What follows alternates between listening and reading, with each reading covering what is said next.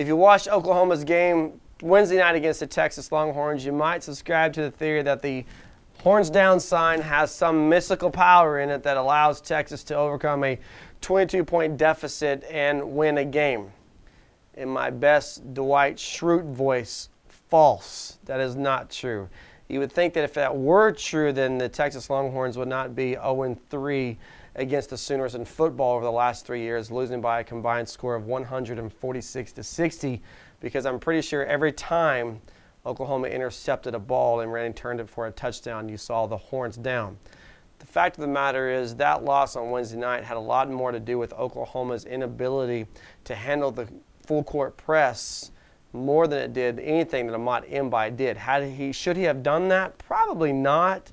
But did it have any outcome on the game? Not at all. Oklahoma completely melted down against Texas. Lon Kruger said afterwards it was the worst loss of his 27-year coaching career. And as much as I love and appreciate Lon Kruger, I have to agree with him. That was a horrible loss for the Sooners Wednesday night in Austin. Did Wednesday night's loss eliminate the Sooners from the NCAA tournament? No, not at all. However, what it did do was make the margin of error for the Sooners that much more slim. They got 3 games left, and they have to win. They just flat out have to win 2 of those 3 games. And there's not really a knock it out of the park, home run type guaranteed victory there with these opponents.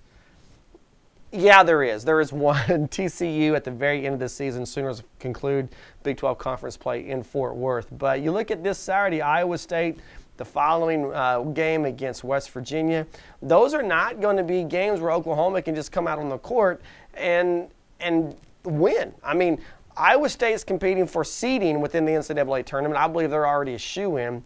They're competing for seeding in the Big 12 tournament as well. West Virginia is trying to play the role of the spoiler and maybe get to the NIT.